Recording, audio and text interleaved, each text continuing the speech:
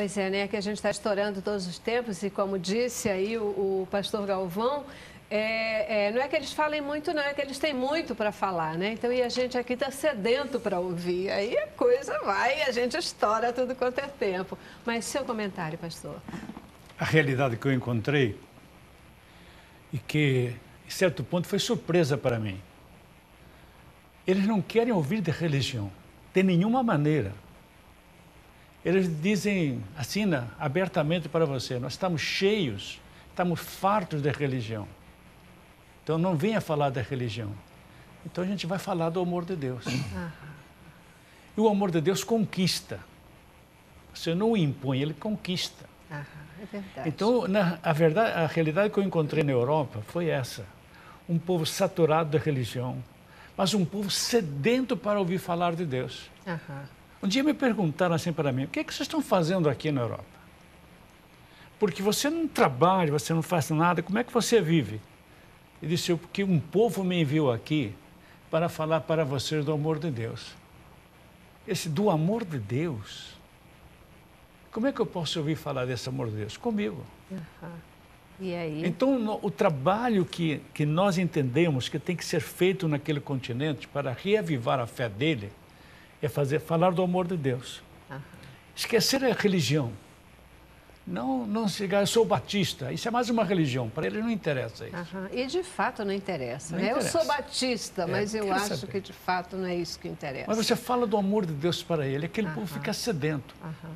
Você pede a ele para trazer a Bíblia para ele. Tem Bíblia em sua casa. E não é uma Bíblia pequena, tem uma Bíblia enorme, bonita. Você desafia ele a trazer a Bíblia para a mesa. Ele traz. Isso era a experiência que eu tinha. E aí a gente tem que conhecer o que essa Bíblia diz, né? O que essa Bíblia oferece. E a partir dali a gente entender o que é esse amor de Deus. Pastor Jorge Max, o senhor, pastor de uma igreja, eu falo muito à vontade porque na minha juventude, vim da Igreja Batista lá de Constantinópolis, conheço, é uma igreja querida, né, no meu coração, sempre, sempre será. Sei que a igreja tem um amor enorme pelo Senhor, o trabalho que vem sendo realizado ali, de repente, o Senhor diz assim, olha, eu vou seguir um novo rumo, eu vou ser missionário na Europa. O que tocou o seu coração para essa mudança? Já foi dito aqui, né, um perfil de pessoas preparadas, mas tudo bem, a gente entende o perfil, a gente entende a necessidade, mas agora a gente está falando da prática, né?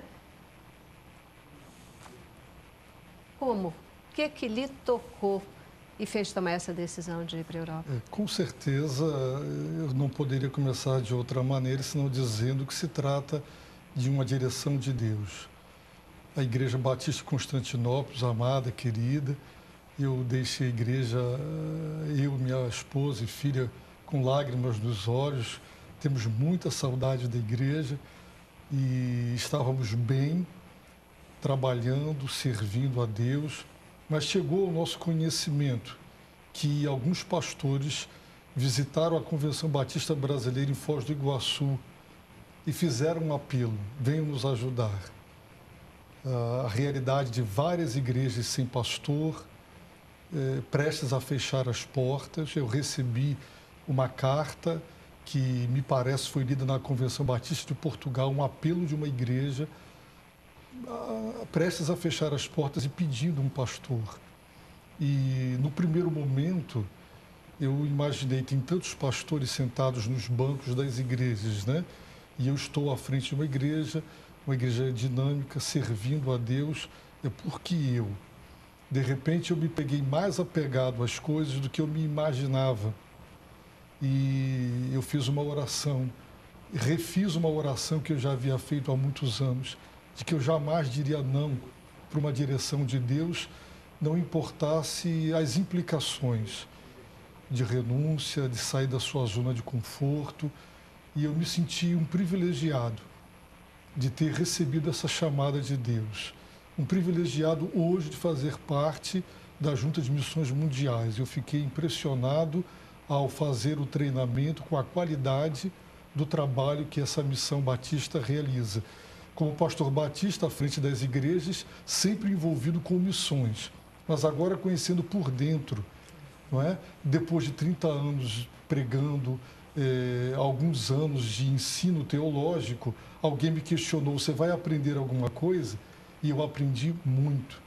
Missionários, nossos professores com uma bagagem espiritual, com uma experiência de campo que você não encontra em livro.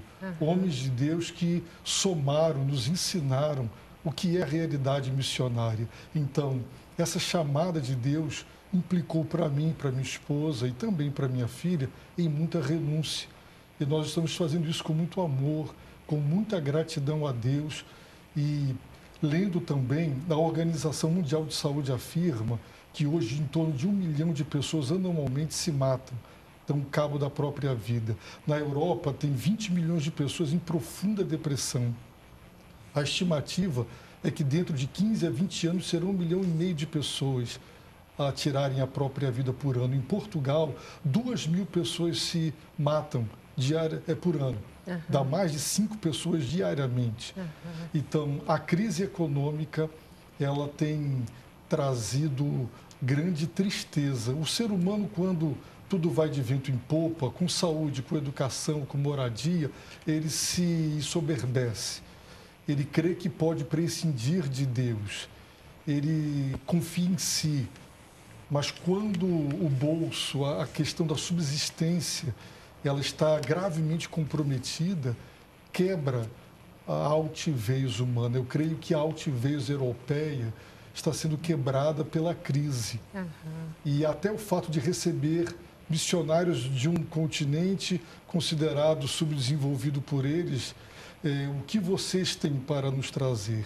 E nós temos o Evangelho da graça de Deus, o Evangelho que é o poder de Deus para a salvação daquele que crê. Amém. Por isso nós aceitamos esta chamada e em parceria e agora como missionários da Junta de Missões, com toda a infraestrutura que a Junta coloca à disposição do missionário para que ele chegue, se adapte, ele tenha seu período de aculturação e ele possa, então, desenvolver um bom trabalho.